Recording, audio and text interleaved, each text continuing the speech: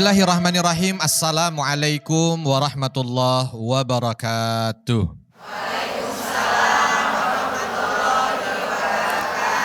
Alhamdulillah wassalatu wassalamu ala rasulillah ya maba'ad. Rabbi syrah li sadri wa yasir li amri wahlul uqdatam min lisani yafqahu qawli. Allahumma allimna ma yanfa'una wanfa'na bima 'allamtana. Allahumma hdina wahdi bina waj'alna sababan wasabilan liman ihtada. Segala puji hanya bagi Allah, salawat dan salam semoga senantiasa tercurah kepada junjungan kita, baginda Nabi Muhammad sallallahu alaihi wasallam. Pemirsa Harmoni Indonesia, Garuda TV dimanapun Anda berada, dan ibu-ibu Majelis Taklim Insan Rabbani yang dicintai Allah Subhanahu wa Ta'ala, bersyukur pada kesempatan kali ini kita kembali bisa bertemu. Mudah-mudahan yang dipertemukan adalah hamba-hamba Allah yang memiliki hati yang baik. Hamba-hamba Allah yang memiliki hati yang salim, selamat, sehat. Karena kalau ketemu dengan orang yang hatinya sakit, itu kira-kira enak apa enggak? Gimana Bu? Ketemu dengan orang hatinya sakit. Kira-kira enak atau enggak? Hati sakit tuh gimana? Gimana hati sakit? Ya, kalau orang sakit itu kalau di dalam tubuhnya ada penyakit. Ya, berarti hati sakit itu kalau di dalam hatinya ada penyakit. Nah, sehingga kita juga harus selain paham tentang penyakit-penyakit yang membuat jasad ini sakit, harus paham tentang penyakit-penyakit yang bisa membuat hati ini sakit. Karena tidak ada yang mau. Ya. Kita lagi sakit aja nggak enak, kita ini nggak enak, hidup tuh nggak enak. Ya. Lagi demam meriang gitu, panas tinggi, ya menggigil kita. Tiba-tiba diajak sama teman, yuk mau nggak ikut? Itu lagi ada diskon. Kira-kira tertarik nggak? Lagi ada sale, kira-kira tertarik nggak? 90%, tertarik nggak? Ya, ayo ikut tuh, ada yang ini yang kemarin lagi kita cari jilbabnya lagi diskon. 90%. Hah? Orang di sana nggak sakit pulang. Enggak lah ya. Ya. Pokoknya nggak enak dah. Kalau ada orang lagi dalam kondisi demam, menggigil, sakit begitu tuh, alam yang indah di sebelahnya dia juga nggak akan ngerasain. Ya, adanya nggak enak. Ya. Orang di dalam ambulan tuh Bu, kalau lagi dibawa ke rumah sakit, walaupun dia dapat VVIP tuh, jalanan boleh lewat mana aja, lampu merah boleh diterobos, nggak di stop polisi, coba tanya sama dia, enak nggak? Enak nggak? Enggak. Beda kalau kita sehat. Kalau kita sehat boleh VVIP, jalan kayak ambulan, mau nerobos nggak ketangkap polisi segala macam, kira-kira enak nggak? Enak. Itu beda ya. Itu baru jasad. Bagaimana jiwa? Nah ini masalahnya sekarang. Banyak orang ini yang dia itu jiwanya sakit. Tapi dia tidak tahu kalau jiwanya sakit. Kalau jasad sakit, ya karena kita ini terlalu banyak materinya lah ya. Sehingga kalau yang sifatnya ini fisik nampak dan terlihat tuh kalau kurang langsung ketahuan. Saldo di rekening berkurang, langsung tahu nggak? Langsung tahu. Iman berkurang? Enggak. Maka perlu yang kita itu lebih tidak tahu dan tidak paham, harusnya lebih waspada. Dibanding yang mungkin bisa langsung terasa. Ya, kita nih kalau untuk jasad, tiba-tiba bersin-bersin. Wah, itu yang dicari apa? Yang dicari apa? Tisu, ya tisu. Ya maksudnya yang dicari vitamin gitu, kok jawabannya nggak cocok sih ya dengan saya. Ya nggak apa-apa kan, boleh aja jawaban cocok nggak cocok ya kan. Cuman maksud saya vitamin gitu. Saya ulangin lagi pertanyaannya. Kita lagi bersin-bersin, hacing gitu ya kita cari. Itu sama udah, alhamdulillah. Kenapa kita cari vitamin? Karena kita tidak mau badan kita nanti berlanjut sakitnya kan. Nah, preventif. Makanya ada istilah pencegahan lebih baik daripada pengobatan. Ya. Bahasa Latinnya apa? Apa bahasa Latinnya? Mencegah lebih baik daripada mengobati. Bahasa Latinnya apa? Mens sana in corpore sano, bukan. Ibu-ibu dah. Sudah. Mens sana in corpore sano. Tahu nggak bahasa Latinnya? Nggak tahu? Ya nggak apa-apa, orang kita bukan orang Latin. Nah, yang penting bahasa Indonesianya kita tahu. Ya, bahwa mencegah lebih baik daripada mengobati. Dan kita pahami itu untuk jasad cepat kita. Ya, ini kayaknya asam lambung saya naik nih. Terus ngapain kita? Makan. Makan. Ya. Atau apalagi nih, kepala kok kayaknya agak pusing ya.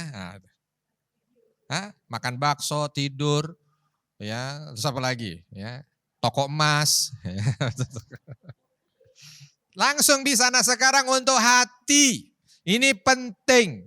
Sebab kadang-kadang hati ini ada orang yang gak paham. Padahal mengerikan ketika dalam surah Al-Baqarah diawali oleh Allah Subhanahu wa ta'ala. Mensifati ciri orang kufur. Khatamallahu ala qulubihim wa ala sam'ihim wa ala absarihim. Ghishawatun. Allah tutup hati, mata, pendengaran dengan sesuatu. Ya, yang menutupi.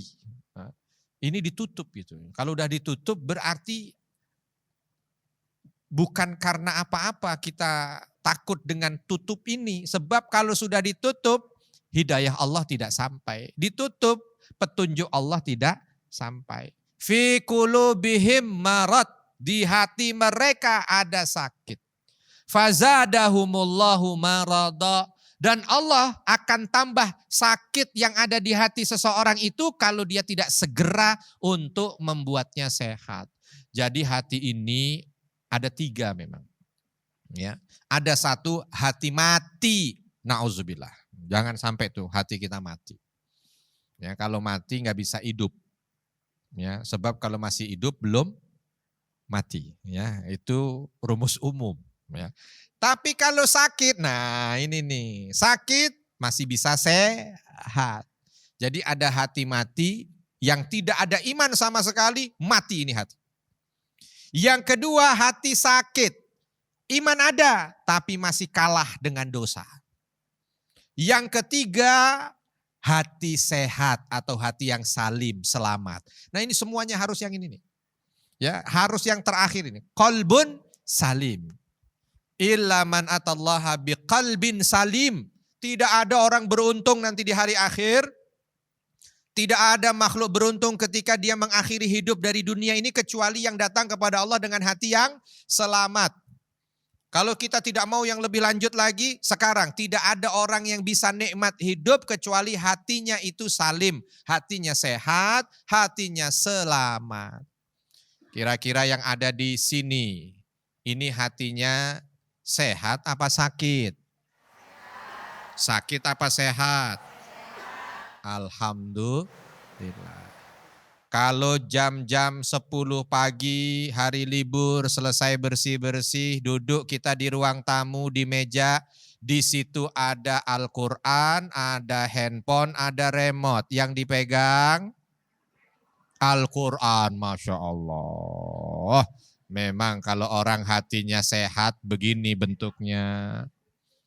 Al-Quran diambil, nih kayaknya belum diberesin, ditaruh di tempat. Habis itu buka. Pemirsa Harmoni Indonesia, Garuda TV dimanapun Anda berada dan ibu-ibu majelis taklim, insan Rabbani yang dirahmati Allah. Hati menjadi penting, sebab kadang-kadang orang ini tidak sadar. Dia tidak bisa tentram hidup itu bukan karena tidak punya dunia, tapi karena hatinya sakit. Kalau saya kasih analogi tadi orang yang sedang sakit, malaria, mulutnya pahit, dikasih makanan apapun enggak enak, semuanya pahit, dikasih ini pahit, dikasih pahit, enggak mau semuanya. Atau enggak usah malaria deh, semua penyakit tuh kalau lagi ada sakit tuh makan semuanya enggak nafsu. Bukan karena enggak enak, tapi karena kita sakit. Ada dalam hidup kita itu bukan karena Allah tidak kasih kepada kita, tapi hati kita yang sakit. Jadi kita tidak bisa merasakan nikmat itu, tidak bisa. Maka tidak ada kata lain kecuali harus bisa membuat hati ini sehat. Kalau hati ini sehat, maka lihat kehidupan para orang-orang soleh sebelum kita. Kehidupan para sahabat, kehidupan para tabi'in. Tuh hati yang sehat itu bisa menikmati kehidupan dunia ini dengan begitu lapangnya. Pernah Nabi SAW ketika Umar bin Khattab radhiyallahu anhu masuk, izin kepada Nabi, ketok pintu salam. Assalamualaikum ya Rasulullah. Dijawab oleh Nabi, waalaikumsalam warahmatullah. Masuklah Umar bin Khattab. Begitu ngelihat masuk rumah Umar, masuk ke rumah Nabi SAW. Nabi sedang tidur di atas tikar, Bu. Sedang tidur di atas tikar. Yang kala itu membekaslah di punggung Nabi. Umar melihat itu nangis. Umar melihat apa yang disaksikan oleh mata beliau itu nangis. Lalu ditanya oleh Nabi, kenapa nangis wahai Umar? Lalu Umar mengatakan, ya Rasulullah, engkau manusia yang paling dicintai Allah. Engkau yang paling dekat dengan Allah. Tidur di atas tikar seperti ini yang membuat badanmu membekas. Sedangkan ada kaisar, ada Kisra yang memiliki istana besar. Yang mereka semua bermaksiat kepada Allah. Menikmati dunia. Apa kata Nabi SAW?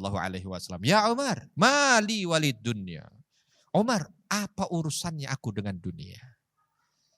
Hidup di dunia hanya ka'abiri sabil. Seperti orang nyebrang jalan aja, udah selesai. Yang ini nikmat. Kenapa? Ini kalau diambil hikmahnya. Nabi, ya, ini bukan memerintahkan kita pulang dari sini langsung tidur di atas tikar, bukan ya. Langsung begitu pulang. Papa angkat semuanya ini. Ya, bed apa namanya itu kasur angkat, spring bed angkat, nggak pakai lagi. Terus gimana mah? Tikar. Sebab tadi pengajian kata Ustadz tikar, bukan itunya yang diambil, jangan salah.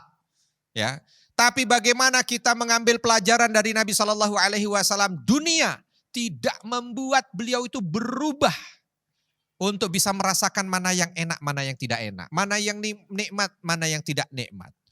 Ya, sebab itulah dia. Semuanya di mata Rasul Shallallahu Alaihi Wasallam nikmat, sebab hatinya sehat. Hatinya sehat. Ya.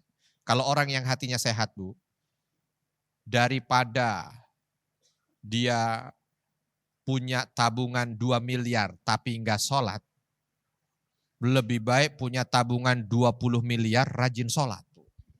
Ya, ya, itu orang yang hatinya sehat. Ibu sama dengan saya tadi, berarti sehat. Kenapa kok sama? Samanya di mana? Kalau samanya di uangnya berarti perlu periksa lagi. Ya, karena saya fokusnya pada apa? Sholat sama enggak sholatnya. Nah, gitu. Orang kalau dekat dengan Allah, apapun yang ada pada dirinya, semuanya itu. Ya, ketika bersama dengan Nabi, para sahabat itu enggak semuanya kaya, Bu. Ada yang kekayaannya itu ya Allah luar biasa, namanya sahabat Utsman bin Affan, Abdurrahman ibn Auf, itu ontanya ribuan. Bukan cuma onta, penuh dengan barang dagangan. Ada sahabat yang cuma makan kadang-kadang sampai 2 hari gak makan. Ya kan ada kisahnya Abu Hurairah. Abu Hurairah itu pernah dalam satu kesempatan 3 hari apa kalau beliau tuh gak makan. Lapor luar biasa ya, 3 hari gak makan, Bu. Ya, karena Abu Hurairah ini mendedikasikan dirinya untuk ilmu. Maka tinggalnya di masjid, di belakang masjid, hanya sekedar belajar dari Nabi, enggak kerja. Ya, karena memang Nabi mendedikasikan mereka untuk belajar agar ilmu ini ada yang mempelajari. Pernah beberapa hari enggak makan, lapar luar biasa. Aduh lapar enggak ketahan lagi, enggak ketahan. Ya. Kira-kira belajar enak lapar apa kenyang, Bu? Enak lapar apa kenyang? Kalau belajar lapar kira-kira gimana? Ilmu enggak masuk. Kalau kenyang ngantuk. Oh. Jadi harusnya bagaimana ini? Nah sahabat ini udah 3 hari enggak makan, lapar. Pertama ketemu Abu Bakar. Waduh, pas nih ketemu Abu Bakar. Saya mau pegang perut. Lalu Abu Bakar datang ketemu sama Abu Hurairah. Apa kabar Abu Hurairah? Alhamdulillah baik. Oh baik, kalau sudah baik alhamdulillah. Pergi. Karena sahabat tuh gak ada yang saya lapar nih, bisa gak ada begitu. Hanya dengan isyarat tapi gak paham kan ya sudah. Umar bin Khattab ketemu lagi, sama gak paham. Pergi lagi, kok gak ada yang paham kalau saya lapar ya. Akhirnya datang siapa? Nabi Shallallahu Alaihi Wasallam. Begitu ketemu dengan Nabi, Abu Hurairah hanya pegang perut begini, Nabi udah tahu. Abu Hurairah lapar. Lapar Rasul, ya Allah dari tadi gak ada yang tanya, ini baru ini yang tanya. Lapar. Ya, kalau lapar begini aja. Yuk ajak teman-temanmu, bukan. Kalau kamu lapar, ayo saya ajak ke teman-teman kita yang punya makanan. Muter tuh satu-satu. Nabi yang minta. Oh kalau Nabi yang minta. Ada makanan enggak? Ini ada yang lapar. Ada Rasulullah. Ternyata muter cuman dapat susu 1 gantang. Nah tapi itu cukup. Abu Hurairah ngeliat kalau untuk berdua aja aman. Insya Allah setengah buat Rasul, apalagi kalau saya nanti setengahnya, wah itu mah udah sisa Rasul berkah.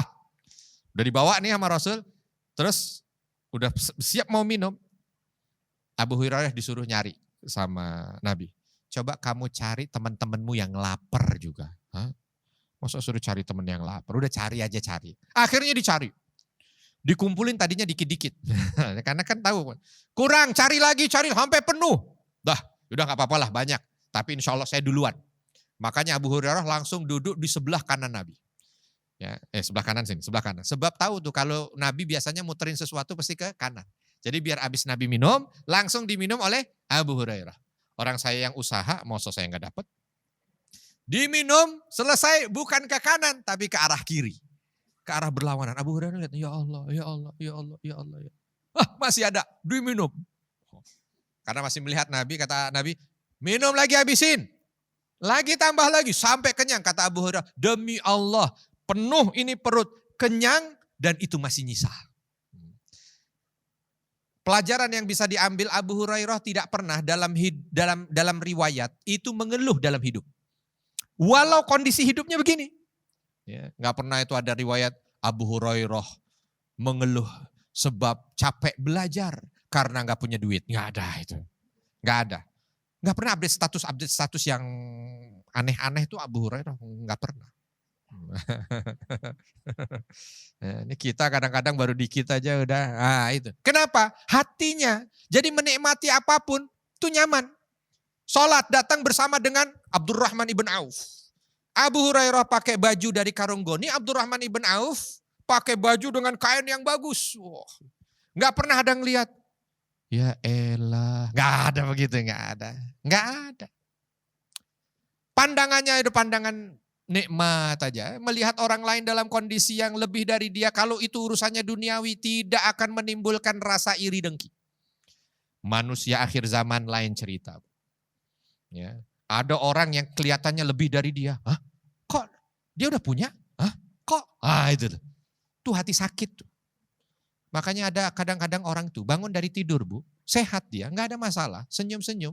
Begitu buka handphone, berubah mukanya. Ngeliatin status orang. Itu. Kenapa? Iri dengki, hati sakit. Maka orang kalau hati sakit, yang susah bukan siapa-siapa, dianya. Kita ini hidup bukan mau lomba-lomba dengan orang, kok kita ini hidup ingin mendapatkan ridha Allah, tapi dia enggak, hidup lomba-lomba dengan orang. Ngomong sama anaknya, jangan sampai nilai di bawah 9 ya, mama malu. Wah gitu, kata anaknya, emang yang sekolah siapa kok mama yang malu? Sebab anak teman mama nilainya 10,5. Tuh. 10 aja, 5. Ini masalah, ini kadang-kadang orang itu hidup ya. Kenapa ngeliatin orang? Allah gak dilirik sama sekali. Itu tanda hati sakit. Pemirsa Harmoni Indonesia, Garuda TV dimanapun Anda berada, dan ibu-ibu Majelis Taklim Insan Rabbani, kita harus berlindung kepada Allah dari hati yang sakit. Dan kita mohon kepada Allah agar hati kita ini sehat. Di sini kira-kira ada yang hatinya sakit tidak? Ada yang hatinya sakit? Tidak ya? Alhamdulillah. Mau saya tes? Biar ada kan alat tesnya loh, jangan nanti alat tes ini yang bisa melihat kira-kira hati kita ini sakit atau tidak. Ya. Saya tes ya. Baik.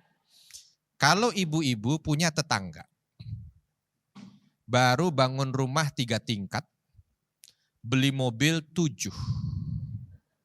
Nah udah ketawa begini nih udah tanda-tanda. Ya udah tanda-tanda, ini diagnosa awal udah kelihatan. Ya, punya mobil 7, ya, jabatan baru aja naik. Ibu lagi nyapu di depan rumah, dia lewat depan rumah ibu dengan mobil barunya, tidak negor. Kira-kira di pikiran ibu apa? Nah itulah dia. Berarti hatinya, nah itu ya. Udah kelihatan diagnosa awalnya udah kelihatan. Punya rumah itu, wah udah. Ya nggak apa-apa, namanya manusia ya. Saya pun mungkin juga dalam kondisi sakit, nggak ada masalah. Lebih baik sakit terdeteksi daripada tidak terdeteksi, sebab kita bisa memperbaiki. Ya, lewat nggak negor gitu kan. Langsung kita sepakat bilang kalau orang itu sombong. Terus ada orang yang datang, tetangga satunya lewat. Barusan tuh ya yang tadi yang punya rumah baru tuh lewat, nggak negor kita, sombong. Nah teman lagi datang nih, Bu, itu yang rumah sebelah kayaknya mobilnya baru semua ya. Jawaban kita apa? Jawaban kita apa? Ya. Tapi tadi kok lewat kayaknya nggak negor. Memang sombong. Wah itu panjang tuh. Tuh. Panjang tuh cerita tuh. Ini hati sakit, hati. Maka yang sakit harus segera diobati. Gimana cara mengobatinya? Satu, namanya hati ini kan dia jadi sakit kata Nabi dalam hadis riwayat Tirmidzi. Itu hati itu sakit karena ada nuktatun sauda, ada bekas hitam di hati itu karena dosa. Jadi kalau yang bikin jasad kita sakit, bakteri, virus, apalagi kuman dan lain sebagainya. Yang bikin hati sakit, satu, dosa. Berarti harus diangkat ini dosa. Gimana cara mengangkat dosa? Dengan istighfar, taubat. Itu dulu penting. Maka bagaimana hidup kita ini yang paling harus kita jadikan sebagai target gitu ya. Itu istighfar. Makanya di antara yang paling banyak diucapkan dalam zikir pagi dan petang jumlahnya itu adalah istighfar. Ya. Nabi SAW itu para sahabat menghitung tidak kurang istighfarnya itu dalam satu duduk 100 kali. Dalam satu duduk, bukan dalam satu hari. Dalam satu duduk itu kalau lagi duduk itu istighfarnya sampai 100 kali, dihitungin sama 100 kali. Ya. Kita habis sholat istighfar berapa kali? Berapa kali sholat, habis sholat istighfar berapa kali? Nah itu kan ada bacaan. Bacalah istighfar astagfirullah 3 kali. Ini istighfarnya orang yang dosanya dikit, Bu. Ya, yang dosanya dikit nggak apa-apa istighfarnya 3 kali. Tapi kalau yang dosanya banyak, ya kalaupun tidak habis sholat, tolong dalam setiap aktivitas, itu istighfar harus menghiasi lisan, istighfar terus astagfirullah, astagfirullah, astagfirullah. Ya, karena istighfar itu yang akan menghapus dosa. Rasain deh nanti. Kalau orang yang Nabi mengatakan begini, tuba liman wajada fi sahifatihi istighfaran katsira. Beruntung sekali orang yang mendapati dalam catatan amalnya itu istighfarnya banyak, beruntung. Sebab satu untungnya istighfar itu menghapus dosa, dosa kalau sudah dihapus tidak ada, hati bersih, hatinya sehat, hidup enak. Hidup enak, Bu. Ya, orang kalau hati bersih itu, makanya kalau kita ngelihat orang yang hatinya bersih itu ya Allah, itu hidup tuh kayak nggak ada beban. Bukan karena mereka punya, bukan. Tapi karena hati bersih. Karena alangkah banyak orang berpunya, susah hidupnya. Muka ditekuk terus. Padahal kalau mau dilihat, mungkin orang paling kaya. Orang paling tinggi, orang paling apa. Tapi kenapa kok ditekuk? Sebab hatinya sakit.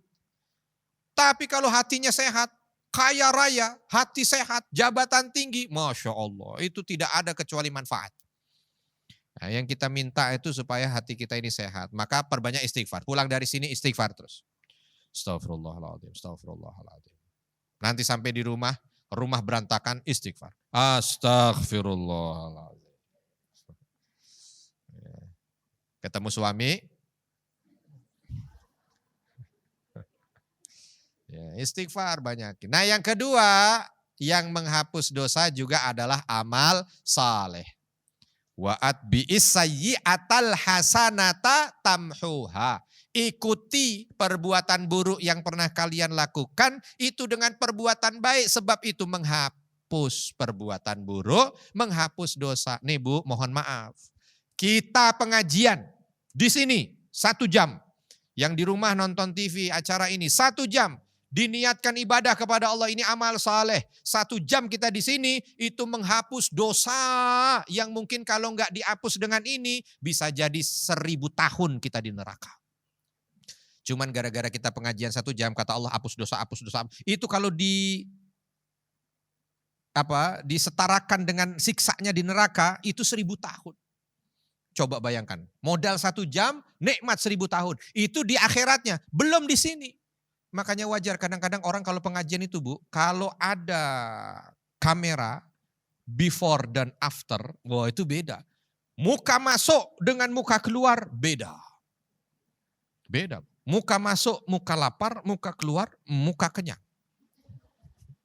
Kenyang ilmu. Wah itu ya. Kenapa? Karena memang dalam kesempatan dia beramal soleh itu dosa diampuni semuanya, diampuni. Pokoknya lihat, mereka-mereka yang diberikan kemampuan dan kekuatan oleh Allah untuk beramal soleh dengan ikhlas ya, catatannya dengan ikhlas, dengan baik sesuai tuntunan, maka hidupnya nyaman, hidupnya tentram, damai. Ya, nanti dengan sendirinya hati ini akan dibuat oleh Allah yang maha membolak-balikkan hati ini untuk menjadi tenang. Yang tadi was-was, takut segala macam akhirnya lapang sebab ada petunjuk yang Allah sampaikan.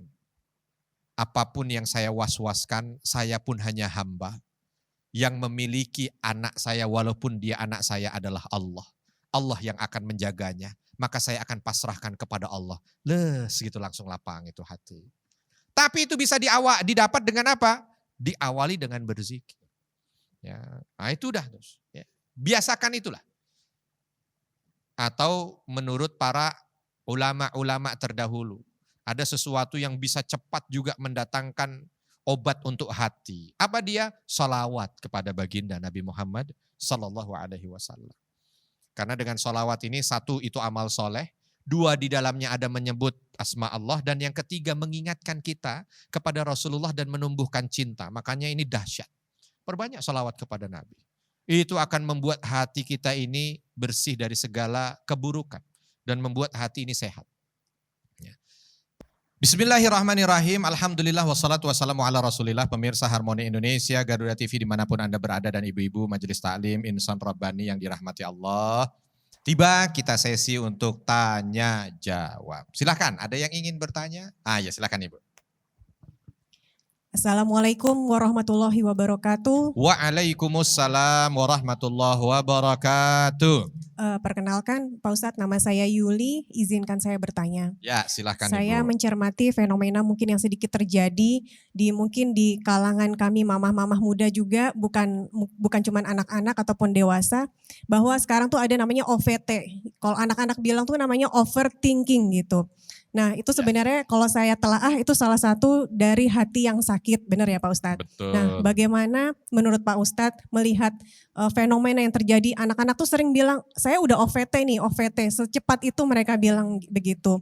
Kemudian bagaimana tips tercepat menghadapi saat kita sadar, oh kita memiliki pikiran yang seharusnya tidak kita miliki saat itu juga. Terima kasih, demikian. Ya, baik, OVT, overthinking. Ya, overthinking itu thinkingnya over ya, berarti ya, betul ya. Ya, overthinking, terlalu apa? Terlalu apa? Hah? Terlalu, ya kalau terlalu pasti berlebihan ya, tapi maksudnya terlalu ya, terlalu berlebihan berpikir, jadi khawatir gitu ya. Karena ini nanti ditonton oleh seluruh Indonesia, mungkin belum sampai kata-kata ini kepada beliau-beliau, maka perlu saya untuk jelaskan dulu ya, supaya nanti sama. Karena alhamdulillah kemarin saya jumpa dengan beliau-beliau yang ada di puncak gunung, ya petani, di pinggir pantai, nelayan, nonton acara ini. Nah, saya jadinya, ini pelajaran buat saya. Kita harus sesuaikan frekuensinya.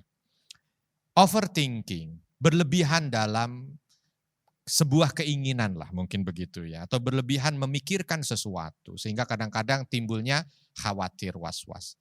Kalau berlebihan ketika memikirkan sesuatu itu nanti hasilnya positif atau negatif? Positif atau negatif? Saya tanya dulu tuh. Berlebihan mikirin suami, kira-kira positif atau negatif? Negatif, baik. Berlebihan mikirin anak, positif atau negatif? Berlebihan mikirin masa depan ini, gimana nanti apa segala, positif atau negatif? Nah, ya walaupun negatifnya agak suaranya kecil ya, mungkin antara negatif atau positif ya, negatif atau positif ya. Nah, kalau namanya yang berlebihan tuh biasanya, kalau dalam istilah agama itu israf.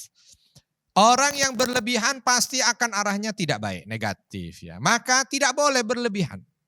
Ya. Yang baik pun kalau berlebihan jadi gak baik. Sholat duhur 4 rakaat, dia mau tambah, itu udah berlebihan. Saya lagi semangat banget nih, kalau 4 rakaat kayaknya standar, saya mau sholat duhur 6 rakaat. Kira-kira dia dipuji apa dicela? Dicela. Oleh sebab itu, segala sesuatu letakkan pada posisinya. Kalau kurang jadi salah, kalau lebih jadi tercela. Berpikir pun letakkan pada porsinya. Enggak mikir, salah. Saya mah enggak mikir, salah. Siapa yang suruh enggak mikir? Harus mikir. Tapi terlalu berlebihan dalam berpikir, itu juga tidak boleh. Maka sesuaikan dengan porsinya. Nah, walaupun mungkin porsi satu dengan yang lain berbeda ya. Ada orang yang mengatakan dirinya sudah overthinking, tapi mungkin enggak juga. Ya. Sebenarnya ya memang sampai di situ posisinya.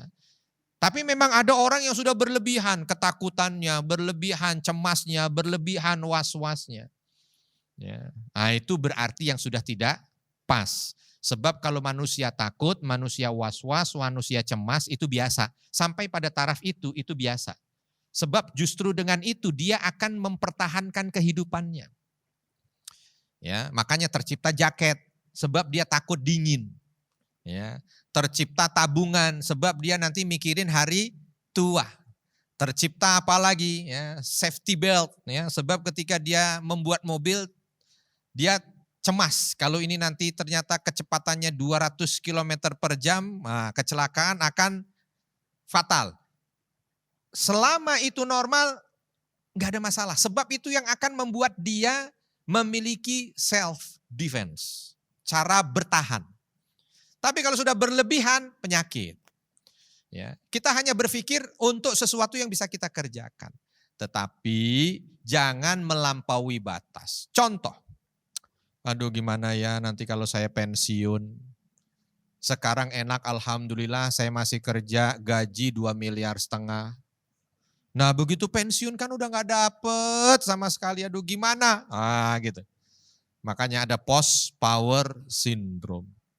Orang yang tadinya hormat semuanya sekarang sudah melengos. Orang apa segala macam. Nah kalau dia hanya sebatas was-was nanti gimana ya?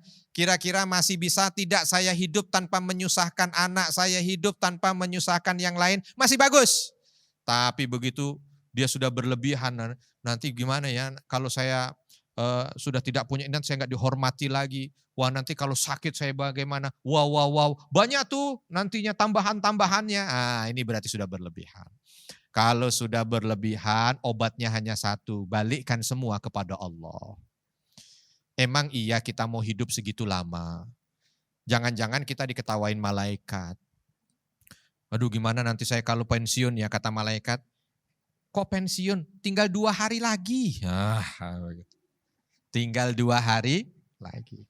Seorang ibu begitu overthinking dengan anaknya. Ini gimana nanti anak saya ini ya, aduh dengan kondisi dunia yang seperti ini. Saya takut nanti.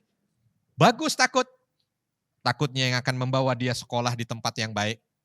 Sekolah yang menjaga keimanannya. Sudah, kalau sudah dia punya, nggak usah dihantui dengan was-was yang lain. Tapi di sana juga belum tentu. Aduh anak-anaknya, nggak ada dunia yang sempurna.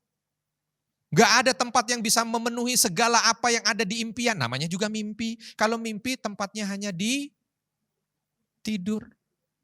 Kalau tidur boleh kita mimpi, tapi kalau sudah menapakkan kaki di dunia nyata ya sudah, yang ada hadapi. Kalau sudah ada apa sesuatu yang menghantui rasa kita ini, pikiran kita, ya udah langsung kita berpikir solusinya saja. Itu kan laki-laki. Ya oke ya, karena kalau perempuan kan kadang-kadang tidak selalu berpikir solusi ya Bu ya. Makanya kan kadang-kadang antara suami istri terjadi clash di sana. Istri ngomong sesuatu bla bla bla bla bla bla bla. Kalau istri itu tabiatnya wanita ingin menyampaikan saja apa yang ada di otaknya. Sedangkan suami kalau mendengar sesuatu, fitrahnya sebagai seorang lelaki itu harus menyiapkan solusi. Nah ini begitu keluar satu masih bisa solusi. Keluar masalah 2 masih ketemu solusi. Keluar masalah 3 masih, tapi begitu udah 70, itu udah kongslet. Makanya ketika sang istri lagi ada masalah, jumpa dengan sang suami, dia curhatkan semuanya, dari 100% masalah, habis tuh. Ditransfer ke suami jadi 1000%. Gitu, berubah. Ya nggak apa-apa, namanya juga saling melengkapi. Gitu. Tapi intinya begitu Bu, kurang lebih lah. Jangan hanya sekedar untuk difikirkan. Angkat tangan kita doa kepada Allah. Minta petunjuk kepadanya. Dan setelah itu yakin Allah akan berikan petunjuknya. Jalani hidup kita dengan apa yang bisa kita jalani. Setelahnya pasrahkan sisanya kepada Allah. Kita jalani yang kita mampu saja. Sampai pada batas itu jangan terlalu berlebihan sebab nanti takut di situ setan akan masuk. Begitu ya kurang lebih ya Bu ya. Baik, pertanyaan kedua silahkan. Assalamualaikum, perkenalkan saya Fitri. Ustadz izin bertanya. Ya silakan Ibu. Jika kita dalam keadaan difitnah oleh orang lain, iya, bagaimana solusi terbaik menurut Islam? Baik. Dan bagaimana cara dalam keadaan ini agar tetap hati kita tenang, kita bisa menjaga hidup dan jiwa kita yang tenang gitu Ustadz. Terima kasih. Gimana di saat kita itu difitnah orang? Saya nggak akan melebar kemana-mana ya, sesuai dengan tema kita. Yang memfitnah kita manusia bukan? Manusia. Ada pemiliknya tidak? Ada. Oleh sebab itu adukan saja sama yang punya. Gampangnya begini, logikanya begini. Kita dikejar anjing Bu. Cara yang paling ampuh agar kita tidak dikejar anjing itu apa? Apa kira-kira? Macam-macam tuh ya. Diem, nunduk, timbal. Ada yang lebih ampuh. Apa dia? Panggil yang punya. Omongin sama yang punya. Saya pernah tuh jalan-jalan. Saya salah tingkah kan. Mau duduk salah, mau ini salah. Tinggal, Pak anjingnya. Oh iya, diem. Ini cara yang paling cepat. Oleh sebab itu kalau kita itu ada masalah dengan makhluk, sampaikan pada sang pemilik. Allah subhanahu wa ta'ala. Nah sesuai tema kita difitnah orang, bangun tahajud, ambil wudhu, salat, selesai witir, angkat tangan kita. Sebut nama itu di hadapan sang pencipta. Doakan, ya Allah, apa doanya? Apa doanya? Apa doanya Bu? Ya Allah, hamba-Mu fulan memfitnah hamba ya Allah. Semoga apa? Semoga apa? Ayo. Iya, Masya Allah. Ini kalau lagi pengajian begini memang lurus-lurus semuanya. Ya Allah, hamba-Mu ya Allah, fulanah binti fulan memfitnah hamba ya Allah, berikan hidayah agar dia sabar. Masya Allah. Itu malaikat senang dengarnya. Tapi kalau doanya ya Allah, Engkau yang maha tahu siapa yang salah di antara kami ya Allah. Hamba tidak menuntut apa-apa, tapi hamba hanya menunggu balasan. Hamba tidak ingin membalas, tapi hamba hanya pasrahkan kepadamu ya Allah. Balas setimpal ya Allah. Aduh ya kan. Nah ada orang yang kadang-kadang dalam hidup dunia dia transfer kebaikan buat kita. Udah jalanin aja. Ya perkara saya perlu nggak untuk menjaga kewarasan diri? Ya jagalah nggak apa-apa lah. Tapi sebenarnya ada yang lebih perlu untuk kita jaga bukan kewarasan, tapi keimanan. Yang perlu kita jaga akhirat bukan cuma dunia. Ya. Itu kurang lebih. Wallahu a'lam. Satu lagi, terakhir, silakan. Ya, silakan Ibu. Bismillahirrahmanirrahim. Assalamualaikum warahmatullahi wabarakatuh. Waalaikumsalam warahmatullahi wabarakatuh. Perkenalkan, saya Ibu Nurul Ambaryati, ingin bertanya Ustadz. Ya, silakan. Ustadz, bagaimana hati kita biar tetap tenang ketika kita mendapatkan ujian atau musibah, sehingga kata-kata yang keluar dari mulut kita itu adalah kata-kata yang baik. Baik, alhamdulillah. Tadi pertanyaannya kalau dapat ujian ya Bu ya. Baik. Orang itu di dunia, musibah itu terbagi menjadi 3. Ada yang musibah itu adalah azab. Ini akan hadir pada orang yang dia itu hidupnya selalu penuh dengan kemaksiatan. Maka kalau ada musibah itu namanya azab. Yang kedua, musibah ini bisa menjadi peringatan. Ini buat orang yang dalam hidupnya kadang baik, kadang buruk, kadang baik, kadang buruk. Dikasih peringatan agar balik ke jalan yang benar. Ada yang berikutnya, ujian. Ujian itu hanya diberikan kepada mereka yang baik. Sebab ini akan meningkatkan derajatnya. Seperti anak kita kalau lagi mau berangkat ujian. Ya, memang kita deg-degan. Hati kita ini udah campur aduk ketika dia mau ujian. Apalagi kalau mau ujian akhir. Waduh, kita gimana caranya, udah gak bisa diem. Tapi akan lebih membuat kita gak seneng kalau tiba-tiba ada surat mengatakan anak ibu gak boleh ujian. Kira-kira kalau ada orang tua dapat surat anak ibu tidak boleh atau enggak, bukan dengan kalimat enggak boleh. Anak ibu tidak ikut ujian. Itu kira-kira kita senang apa justru bertanya-tanya, protes? Protes pasti. Kok anak saya enggak boleh ujian, yang lain boleh ujian? Itu ada pertanyaan begitu kan? Nah, jadi dalam hidup itu jangan kita ini menghindar dari ujian, sebab kalau menghindar dari ujian enggak akan pernah naik tingkat, Bu. Sebab ujian yang ada itu yang akan menghasilkan sertifikat. Ijazah di hadapan Allah. Kita bisa lanjut ke tingkat berikutnya atau tidak gitu.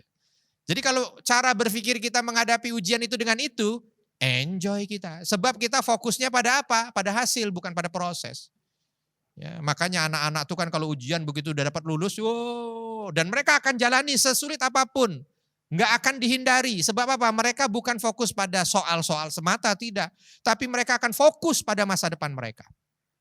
Nggak ada ibu yang saking sayang sama anaknya, udah nak daripada kamu stres, susah jawab soal, nggak usah ujian aja. Nah terus gimana Ma? Ya udah nggak usah sekolah aja. Nggak ada yang begitu. Terus sepakat kita bilang, berarti bukan orang tua sayang itu. Ya, ujian nak, biarkan nak, ujian nak, naik lagi nak, terus begitu. Kenapa? Karena dengan ujian itu dia akan mendapatkan penghargaan lebih. Maka kalau kita tahu itu nggak akan kita mau mengumpat kalimat buruk, nggak ada, jalanin aja. Ya Allah siap ya Allah, yang penting bismillah, habis ini derajatku naik. Ah gitu, dia fokusnya di situ. Ya, fokusnya di situ. Kalau itu ujian. Ya, beda kalau azab, ya kalau azab tidak akan mungkin dia. Kalau ujian, peringatan pun masih bersyukur. Alhamdulillah ya Allah engkau masih ingatkan aku dengan musibah ini sehingga aku balik ke jalan yang benar. Masih alhamdulillah. Seperti alhamdulillahnya dia ketika jalan kesasar, ada orang ngingetin. Bu bukan sini jalannya, sono. Alhamdulillah, makasih ya. Kalau ibu lurus terus di sini, masuk jurang. Oh alhamdulillah lagi kita. Begitu. Jadi gak ada alasan buat orang yang masih ada iman di hati ketika diuji itu, kalimat-kalimat buruk keluar enggak. Tapi yang perlu diperbaiki adalah cara pandangnya, imannya, ditata. Sehingga dia memahami apa yang ada dari ketentuan Allah ini dengan cara pandang yang benar. Gitu ya Bu ya.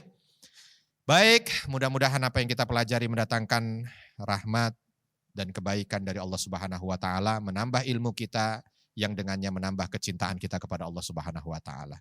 Kita tutup dengan doa.